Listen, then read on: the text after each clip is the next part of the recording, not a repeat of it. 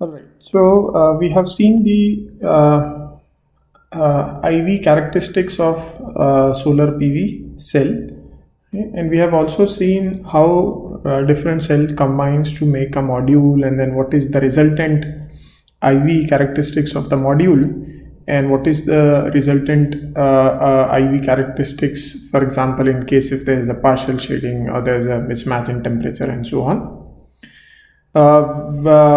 So now let us start discussion on one of the very basic and important aspect of the PV system, which is the maximum power point tracking. Right? It is in fact, if you see one of the, if you talk in terms of power converters or power electronics, this topic was one of the early topic which people started investigating and doing research in context to application of power electronic converters for solar photovoltaic systems. So let's start our discussion on this topic. So as we saw, this is the IV and PV characteristics of a solar PV module or a solar PV combination of multiple modules if they are all identical, right? So let us, for the simplicity, let us only talk about the identical module. So this is, or this could be just a solar PV cell. So the IV characteristics looks like this, right? And the PV characteristics therefore looks something like this. We understand that this is the maximum power point, MPP point, right? And this happens at one of the voltage of panel, right? If you are operating panel at other voltages, solar PV module at other voltages, you may not get maximum power and you may get some other power. So this is the point at which you get maximum power. This is the MPP point.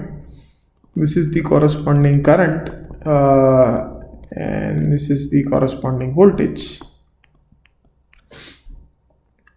Now let's say you have a resistance, right? And if you connect that resistance across the PV terminal, so this is my PV whose characteristics I have drawn, and now I'm connecting a resistance across its terminal R. So PV characteristics I have already drawn, right? What is the load characteristics? The load characteristics would be something like this. This is your load, which is a resistance in this case. And therefore, if I want to find what is the voltage at which this system would operate and what is the current that is going to be supplied by the PV and absorbed by the resistance, that operating condition is given by the point of intersection between the load and the source characteristics. And therefore, this becomes the voltage at which the system would operate, and this becomes the current at which the system would operate. You can see in this scenario, the voltage is much less than the MPP voltage, and therefore the load would actually be consuming a power which is given by this one, P, and it will be much less than P MPP. And the load could be resistive, load could be battery also, load could be some other type of load also. Okay, so here I had a panel and I had connected a load, and now I am drawing, let's say hypothetically X amount of power, but it had a potential of supplying 2x power, right? What can I do? One option is I can, if I have a control over this load, if I can manipulate its resistance, and so if I have a variable load and if I can somehow decrease the value of load, right? If I can decrease the value of load, so my load will shift towards right direction, and for one R star value, I might intersect the source characteristics at the MPP point. And if that happens, then the load will be drawing 2x of MPP. If I further reduce R, right, I'm reducing R as I'm moving from left to right. If I further reduce for a given sorry, I'm increasing R, right? Because this is not VI, this is IV characteristics. So I'm increasing R as I'm moving.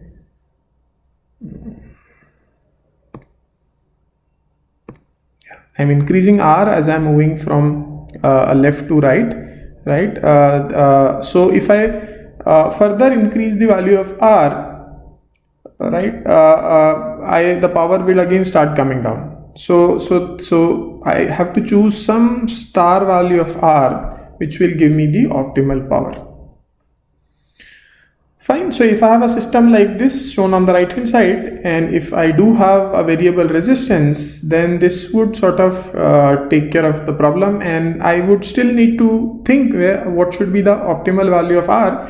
But I mean there are a lot of methods for doing that. So once I know the optimal value, I can bring this R to the optimal value and start fetching the maximum possible power from the panel. But this may not necessarily be a very practical solution. Reason being that what are the kinds of loads, for example, do we have? So if you talk about R, one of the load which I can think of is the water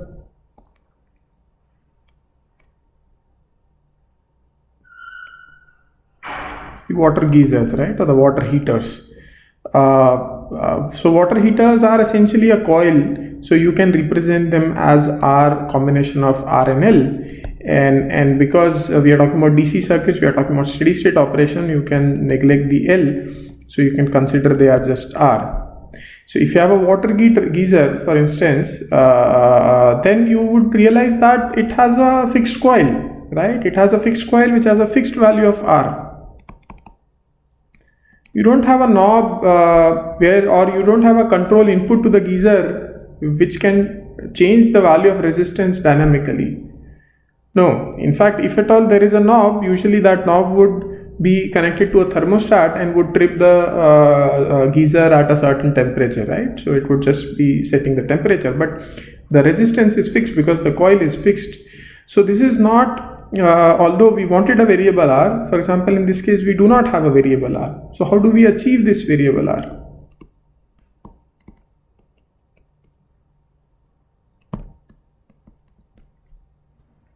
That's a question. Let me take example of another load. Let's say a battery. Now what is a battery? Battery is if I say an ideal battery I can represent by this symbol. What it implies is if I connect battery in parallel to a PV module, right, then, and if this is IV characteristics of the module and this is the load characteristics which is battery, V battery, then this is going to be my point of operation. And again you can see you are far away from maximum power point.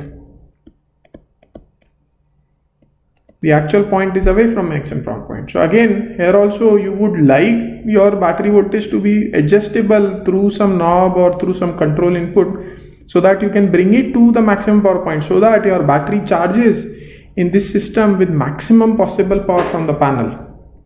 As of now, you see it will not charge with maximum power. It will charge, it will still draw a current and it will continue to charge, but not with the maximum possible. So if not with the maximum possible, that means we are wasting the resources. Similarly, you can think of, let's say, a DC motor. Right? DC motor could be used for multiple applications. Let's say we are talking about DC motor based fan. Right? So what we are essentially doing is we are connecting this PV to a DC motor, which is then connected to a fan. Okay? Let's say it's a separately excited motor.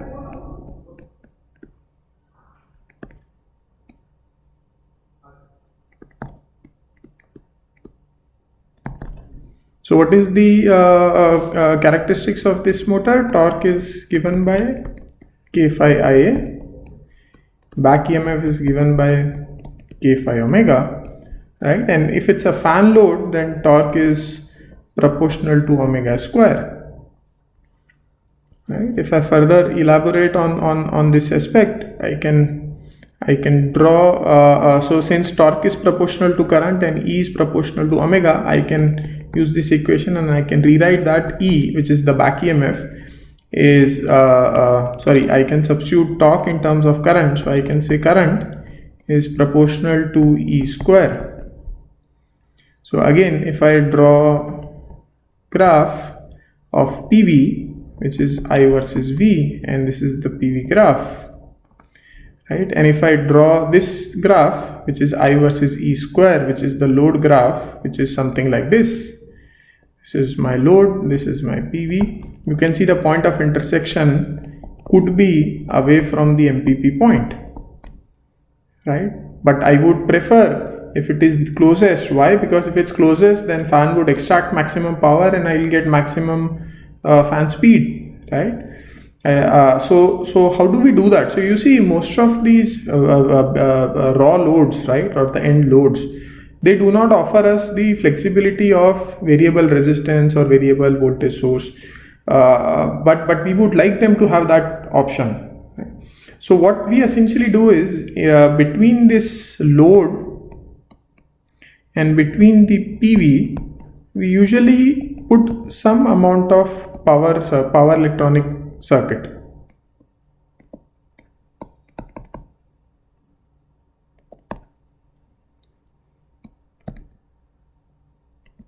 Right? You can also call it as power processing unit, right? Which essentially allows us to emulate this load to PV in a variable fashion, right? So this power electronic converter or power electronic circuit interface acts as an interface between PV and load, and this is what enables us to emulate this fixed load. It emulates as a variable load,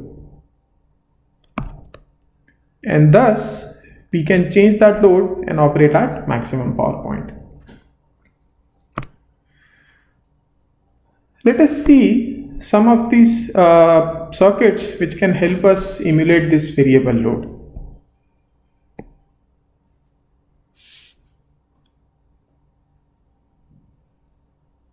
So let's say this was the PV, right? Now instead of directly connecting it to a resistance, let's say I use a switch S and a resistance R, and I connect it using this, right? Now what will happen is, when the switch is on, the terminal would see resistance R, and when the switch is off, the terminal would be open circuited.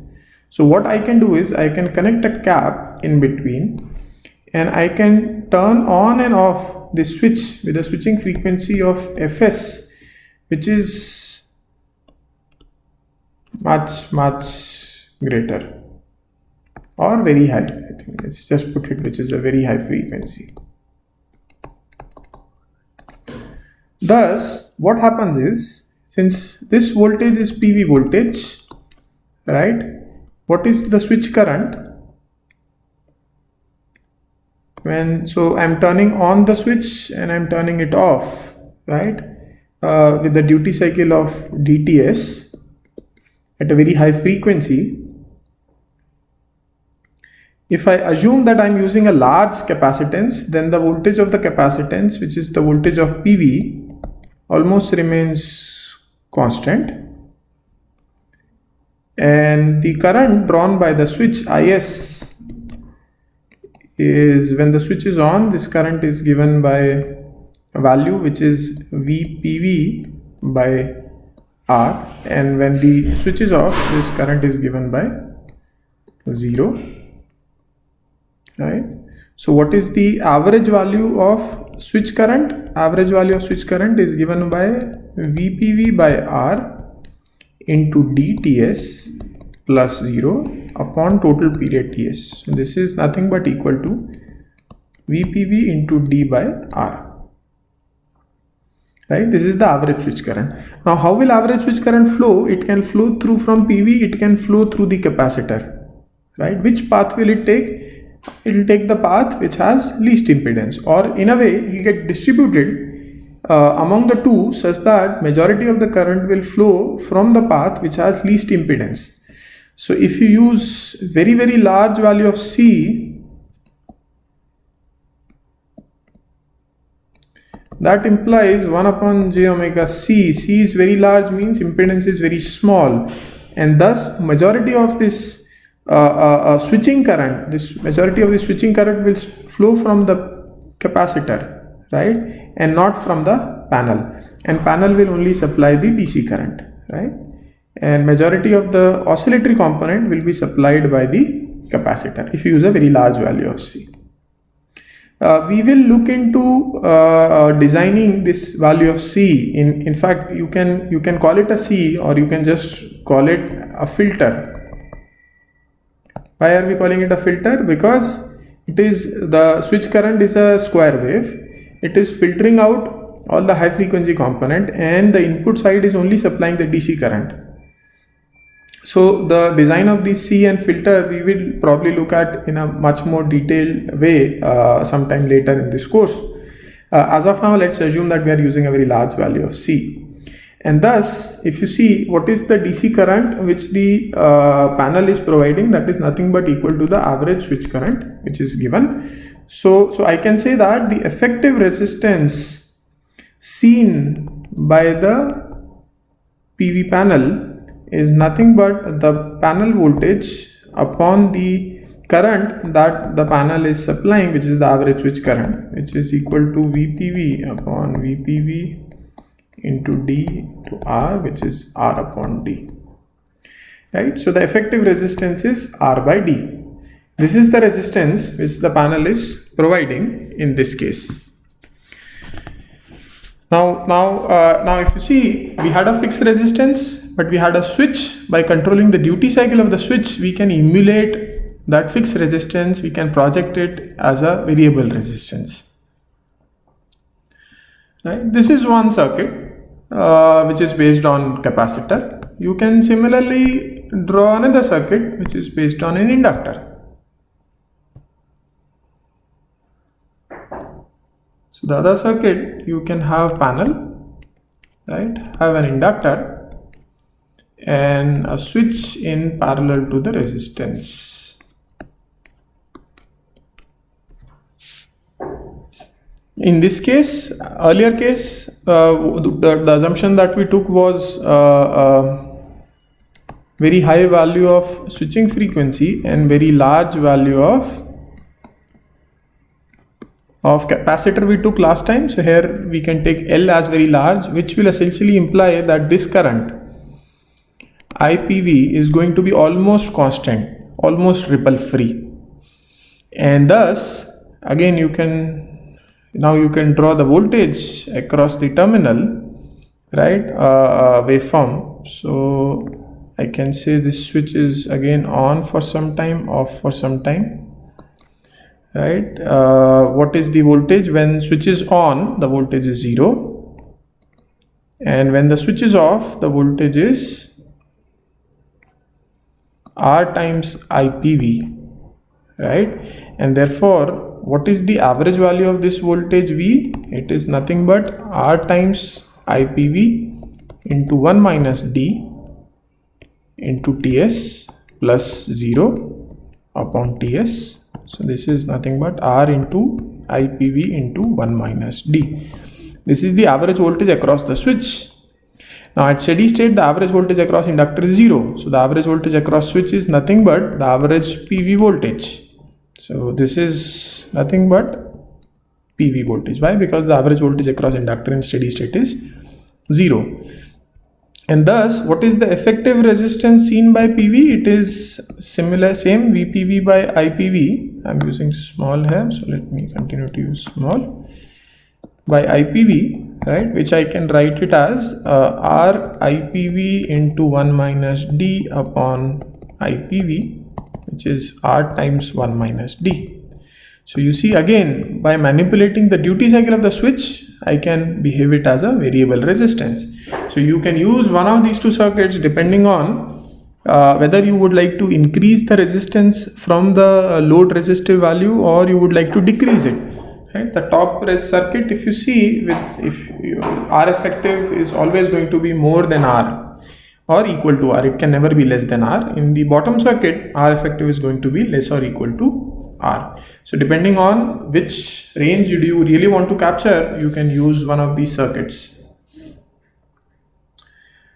These are two circuits. There could be a lot of other options also. For example, you can go ahead and you can, let's say, use any DC-DC converter, right? So you have PV.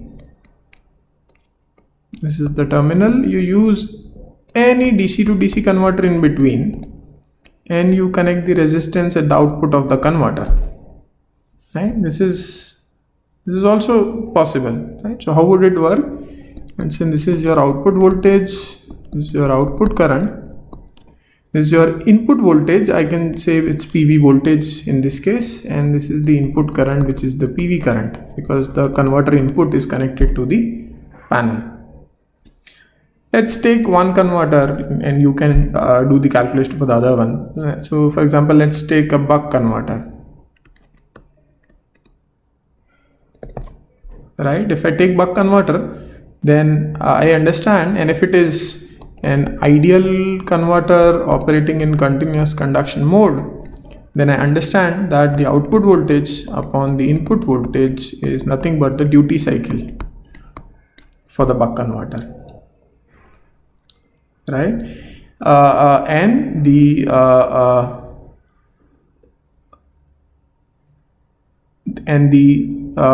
Because it's an ideal converter, so there is no losses, and therefore the output power is equal to the input power, right? So I can write the input power as IPV into VPV is equal to the output power which is VO into IO, right? I can find the so this is equation number 1, this is equation number 2, right? And I have a third equation which is relating the output voltage with the output current. Using these three equations, I can find what is the effective resistance seen by the panel, which is nothing but PV upon IPV, right? I can write VPV using equation 1 as V0 by D, right? I can write IPV by substituting 1 into 2, I can write IPV as I0 into D. So I can write this as V0 upon I0 into 1 upon D square, right? Which if V0 by I0 is nothing but R, so I can write this as R upon D square. You see, again, by manipulating the duty cycle, I can achieve the variable effective resistance as seen by the panel, even though the actual load resistance remains the same, R. If you use boost converter, you can find other expression. If you use buck boost converter, you'll get a separate expression, but the philosophy remains the same, that you can use any DC to DC converter in between the panel and the actual load, and you can change the characteristics of the load seen by the panel. Okay, let us also see what if you want to have a variable battery, right? We have talked about variable resistance. Let's see how to get a variable battery. So same thing, there is a PV, right? I'm, let's say, again using a DC to DC buck, and now there is a battery here, and let's say it's an ideal battery for the time being,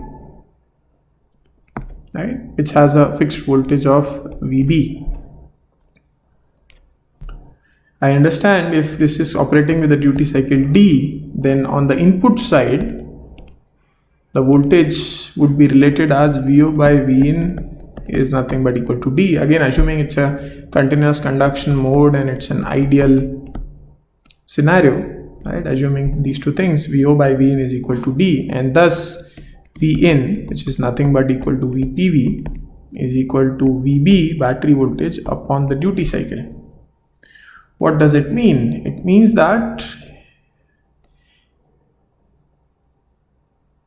if this was the IV characteristics of the panel and this was the original battery characteristics VB, right? This was the original battery characteristics. Now I wanted it to shift to right side because I wanted it to operate to this MPP point or intersect at this MPP point. So what I can do is I can reduce the duty cycle. If I reduce the duty cycle, right, I can move these characteristics to the right hand side, and finally the red characteristics is what is going to be seen by the panel, and panel would feel this is the load and thus operate at MPP along with this load. Right, same thing what was true earlier. You can use different types of converters here to achieve different behavior or different relationship of the emulated input voltage with an duty cycle. You can see this is we considered an ideal battery. You can consider a real battery. So if you consider a real battery, then things might be a little bit different, not much. So you have this thing, and then again you have a, let's say, DC to DC buck, and then here you have a real battery. A real battery means there is a series resistance RB and there is a battery voltage VB, right? And again you can see how these characteristics will change, and if this was the original characteristics VB, this was the original characteristics of the battery, which is VB, and the slope here is 1 upon RB, then you can see that if you change the duty cycle, how this would behave with a different duty cycle, right? How would the R effective be and what would be the V effective, right? And how would they depend on the duty cycle D, which is the input to this system, right? So yeah, you interface through converter and you change the characteristics of the load. Let's also very quickly see the motor load because we talked about it in the beginning of this session. So let's also see how would this all change the behavior if it's a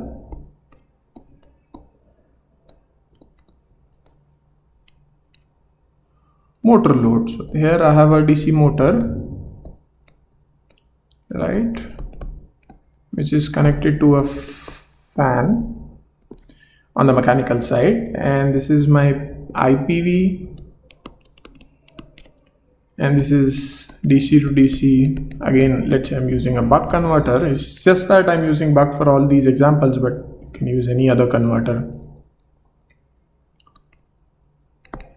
And this is VPV, right, and this is VO, and this is Vin. So just for simplification, let's say I assume that the armature resistance is 0. In that case, the output voltage is nothing but back EMF, right? N is given by K phi omega, torque is given by K phi Ia. We have seen that for fan kind of load, torque is proportional to speed square, or in other words, current is proportional to E square, right? Let's say this proportionality is K1. So let me write Ia is some K1 into E square. Right, now what is the relationship between the output and the input voltage? Output voltage is D times input voltage, and thus input voltage is given by E by D. So I have another equation here. So what is that is seen by the panel? The thing that is seen by the panel is the IPV and VPV being emulated by this DC-DC converter. How it emulates the load and shows to the panel.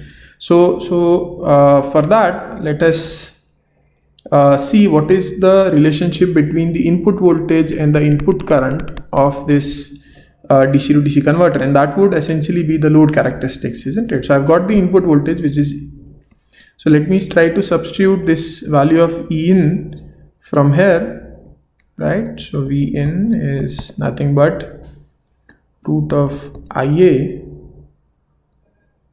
by K1 into 1 upon D. Right, now what is, let me just take a square here. So V in square is equal to Ia upon D square K1, right? IA is the output current. So I can represent IA in terms of the input current as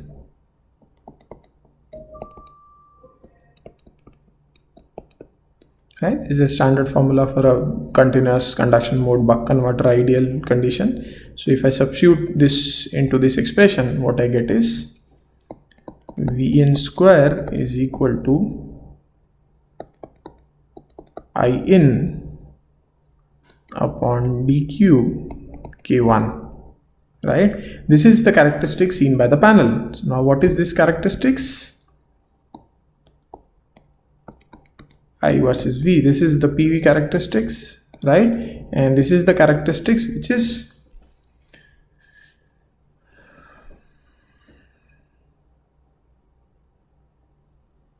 something like this, right?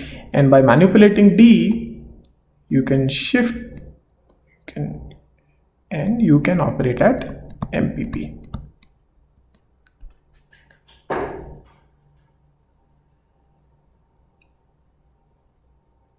Right? So as you increase D, your characteristics will shift and you can operate at MPP. So if you see, if there is any kind of load, the actual loads may be constant resistance, constant E, or there could be other behavior. By using suitable power converter in between, we can project to the panel different characteristics of the load, and we can project a variable load to the panel, and thus helping us achieve our main objective, which was to extract the maximum power from the panel.